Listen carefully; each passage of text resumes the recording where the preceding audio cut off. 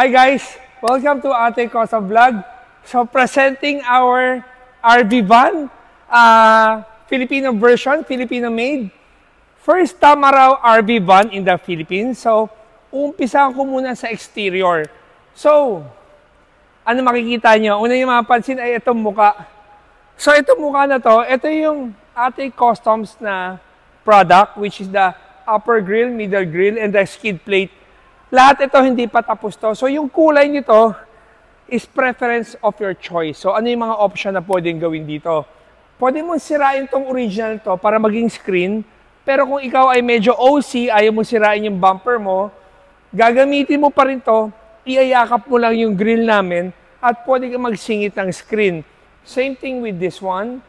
Tapos, itong kulay na to, pwede mong bago-baguhin. Pwede mo gawing body color tong upper portion, black part itong ilalim, or kung nagagandahan ka sa all white, ganun din. Dito naman sa ilalim, usually ang ginagawa namin, binablock namin itong portion na to para ito lang yung nakalitaw na puti.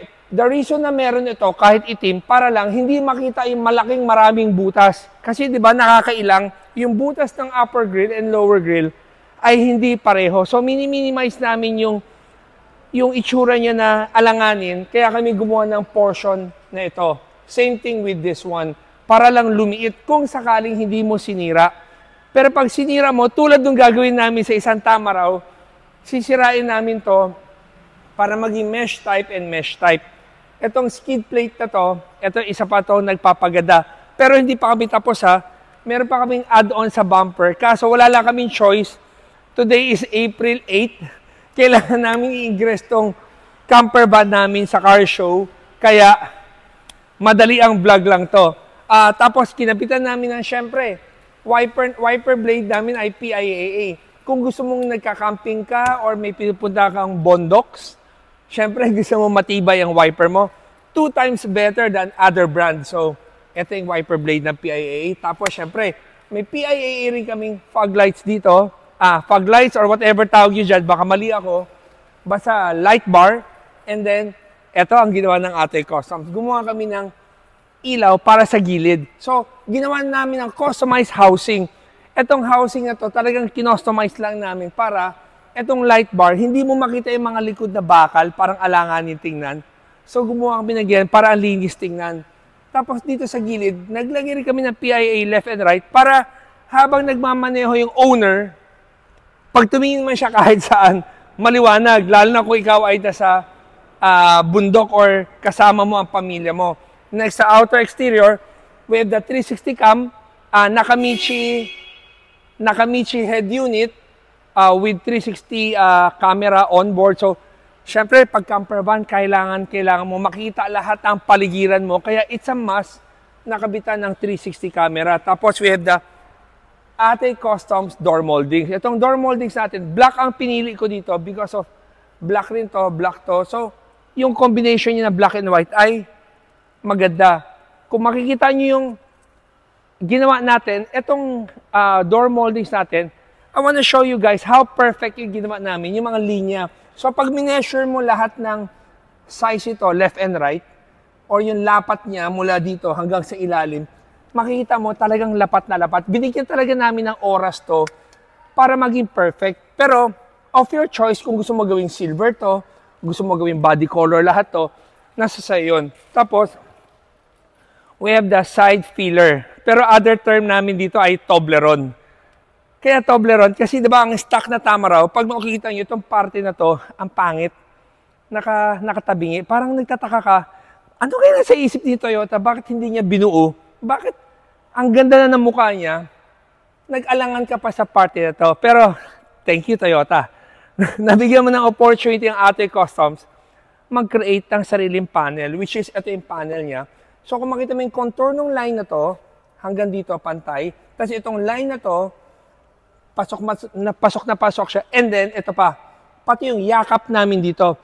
Nagbigay kami ng attention to detail na pasok yung linya niya. Ngayon, dito naman tayo sa loob. Itong loob, ito pala yung Nakamichi na head unit. Tapos, ang busina pala nito, pinilitan na rin namin ng, nakalimutan ko yung brand. Pero napalitan na rin namin itong busina. Tapos makita nyo itong upuan.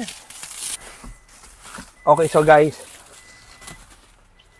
ito ang design ng Ate Customs sa Tamaraw. So lagi sinasabi ng tao hindi maganda ang upuan ng Tamaraw.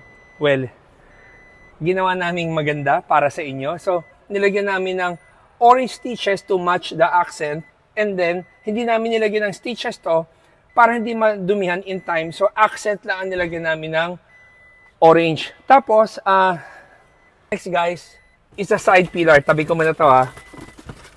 Okay. So, this is a side pillar. It's Ate Customs made. 100% actually, hindi ko design. Kasi design niya ay yung shape na rin ng body.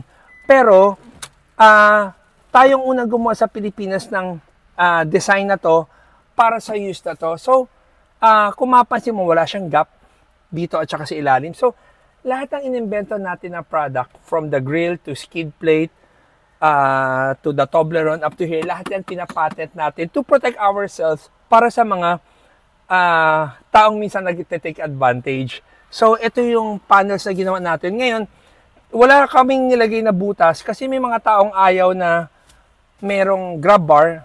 Gusto nila ganun lang kalinis. May tao naman na gusto mong may grab bar. Kung ikaw yung taong may gusto ng grab bar, all you have to do is bubutasan mo to para malagyan mo ng grab bar. Pero kung gusto mo yung chill ka lang, yung malinis lang na titin mo, proudly Pinoy made. And then, ang presyo nito ay mura lang. 2,350, one pair na. Hindi siya isang piraso. So, I want this product to be used by most of Toyota owners.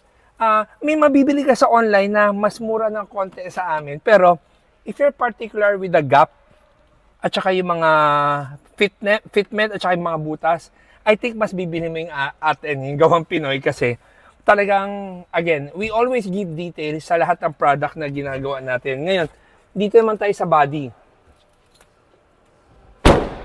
Pag-usapan natin. Itong body na ginawa natin, octagon shape siya. Bakit siya octagon shape? May mga purpose tong design ng local na ginawa natin dahil itong ibabaw na to, kung mapansin nyo, bakit mataas yung portion na to hanggang portion na dito? Itong body na to, ginawa ko na siya dati sa Light Ace.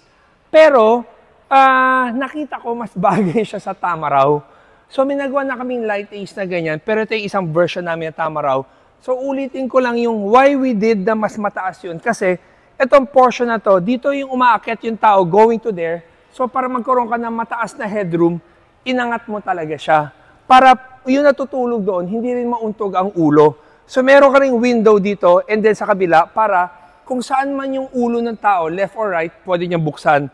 And then we have the malaking window. Ito malaking window na to, sobrang importante to dahil ito ang pinaka, just in case emergency exit mo, pwede mo siyang daanan.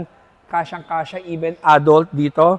Tapos we have our customized stairs. Kasi, kaya kami gumawa ng customized stairs, kahit mabigat ka. Kasi, sometimes yung binili namin imported na stairs, parang wala kami tiwala sa load weight niya. So, gumawa kami ng sarili namin na talagang sinigurado namin na kayang-kaya yung weight natin. Tapos, ito, gumawa kami ng cover na ganyan instead of lagyan namin ng art, ginawa na lang namin ganyan para aesthetically malinis tingnan. Tapos yung, kung mapapansin nyo, bakit ang ganda ng tindig ng camper van na to? Di ba?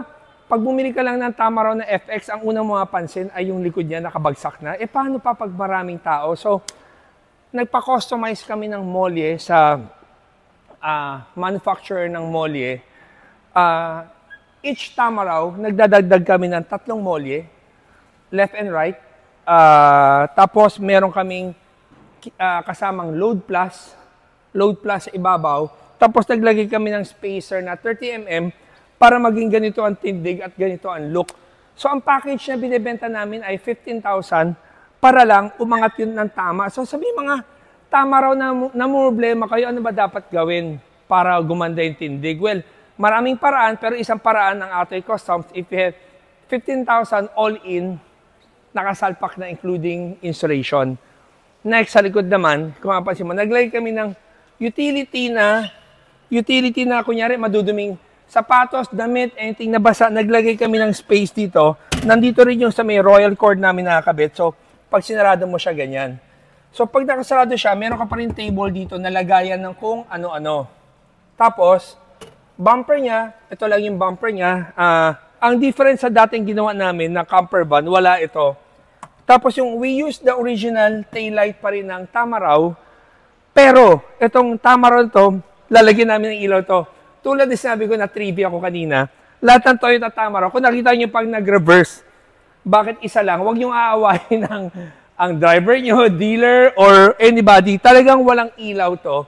Dadagdagan mo lang, it's aftermarket na. Tapos sa likod, yung dati ginawa naming camper van, walang bintana dito. Ito, nilagyan na namin ng bintana para sa likod, pwede mong buksan, hindi na siya naka-fix. And we use 1 horsepower Chigo aircon. Sobrang compact yung size niya, magaang, at kayang-kaya palamigin ito sa 4 na tao. Tapos meron kaming duct dito para ilalaglag mo yung hose ng aircon. And then we made a customized housing. Itong housing nito, syempre ang regular aircon ng camper van. Alam mo yung anang window type, hindi ganun kaganda. So gumawa kami ng fiberglass housing para aesthetically ang linis tingnan. So next here, sa kabilang side, ito kabilang side, naglagay rin kami ng window dito. And then, ito yung sa gas tank. Tapos, ito may bukasan din dito. Ito mami, sa loob, papakita ko sa inyo, meron pa siyang screen and blinds na kung gusto mo i-black out. This one naman is for the toilet.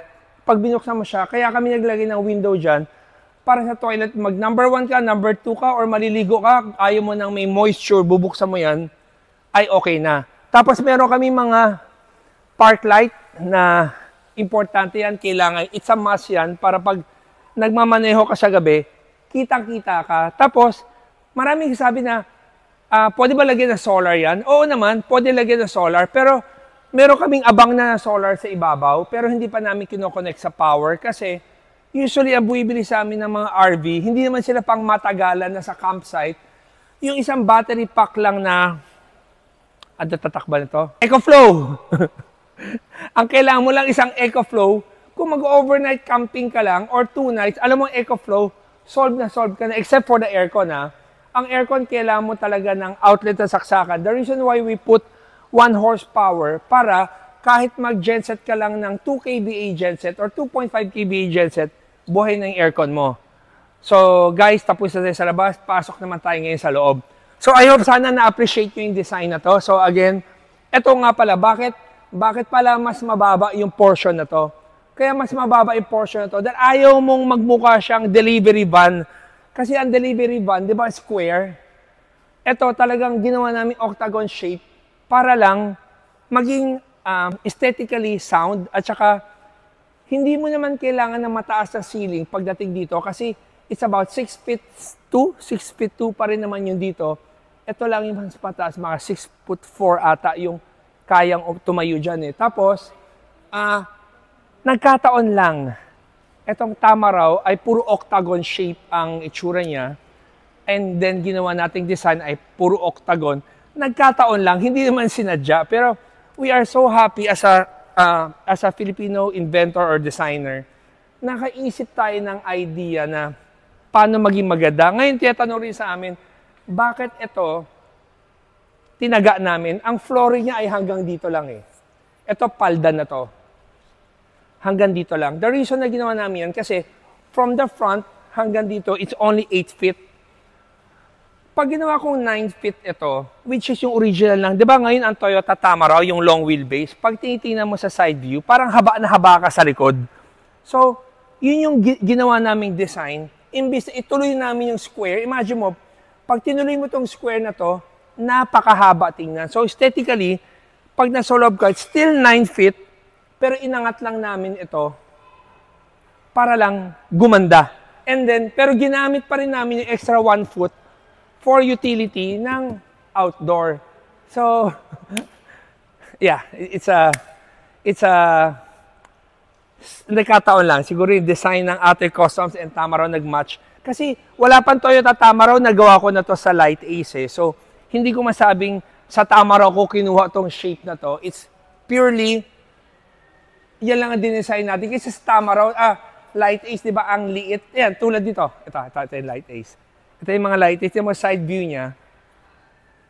Yan lang ang limitations niya. So, ito, ginagawa namin for mga food truck. Sa mga entrepreneur, gustong-gusto na yung Light Ace kasi at 1 million peso, kasama na yung unit, sobrang practical. Pwede mo rin gawin pan-deliver. On the side lang yun. So, ngayon, pasok na tayo sa loob ng camper van.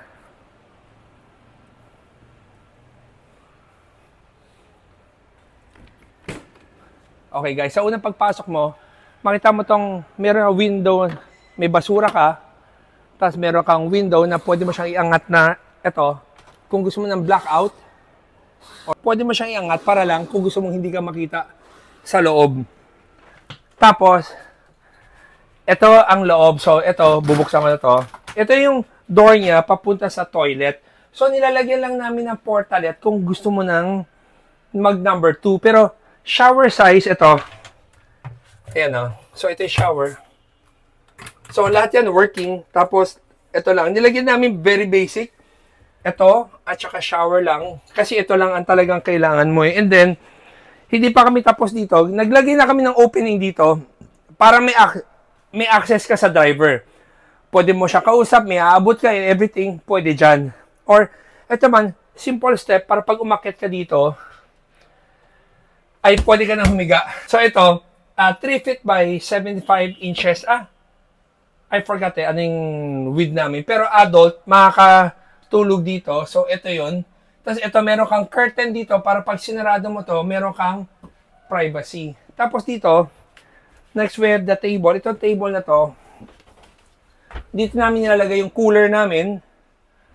Papasok pa lang ng car show, lalagyan namin yan. Tapos, ito naman, lagay ng gamit. We have the vanity mirror. We have the sink. Ito. Tapos, lahat ng tubig na ano niya, nandyan. Storage siya. That's about 75 liters. And then, this is the aircon. We have the overhead, lagayan na kung ano-ano. And then, we have the fuse box. And then, this one is a sofa bed. So, it's a sofa. And then, kung gagawin mong bed, hihilain mo lang. Tutupiin mo muna siya. And then,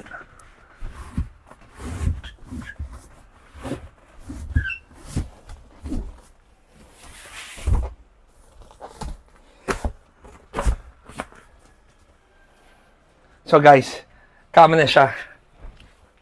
So, guys, medyo napause lang ako dahil kailangan ko na ipasok sa car show to ngayon. Sana nagustuhan nyo tong camper van na gawa natin. So, lahat na makikita mo dito ay all functional. Kung gusto mong may kakain, siguro this one can use as a table. Pwede rin maglagay ng extra table pa for maging dinette mo. This is good for a couple or family of 4.